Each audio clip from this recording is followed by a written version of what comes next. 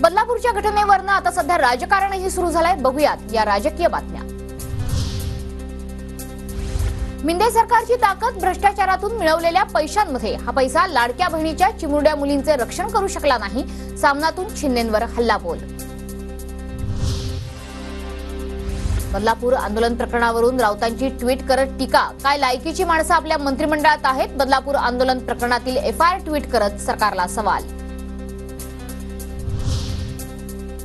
गुन्हा दाखल करून घेण्यासाठीही आता आंदोलन करावं लागणार का? बदलापुरातील अत्याचाराच्या घटनेनंतर ट्विट करत राहुल गांधी यांचा सवाल।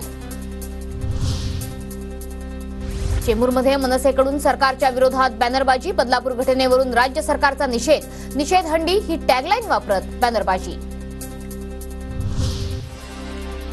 बदलापुरातलं आंदोलन हे राजकीय दृष्ट्या प्रेरित। सरकारला बदनाम करण्यासाठी आंदोलन। राजकारण करणाऱ्यांना लाज वाटली पाहिजे। मुख्यमंत्री शिंदेंची प्रतिक्रिया। आंदोलन राजकीय प्रेरित होतं अशी विधानं करताना राज्यकर्त्यांना लाज वाटली पाहिजे। वडेट्टीवारांची शिंदेंवर टीका। तर गुन्हा दाखल करण्यात दिरंगाई करणाऱ्या सर्व अधिकाऱ्यांवर कारवाई करा, वडेट्टीवारांची मागणी। मुख्यमंत्र्यांच्या जिल्ह्यातच कायदा धाब्यावर बसवला जातोय। बहीण खरंच लाडकी असेल तर तिच्यावर अशी वेळ येऊ नये, राज ठाकरेंचं ट्विट।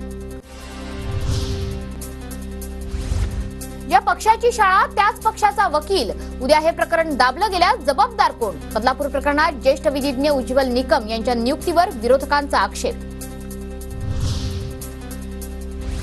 बदलापूर घटनेच्या निषेधार्थ 24 ऑगस्टला महाविकास आघाडीकडून महाराष्ट्र बंदची हाक। तर मुंबई, पुणे आणि छत्रपती संभाजीनगरमध्ये महाविकास आघाडीचं आंदोलन।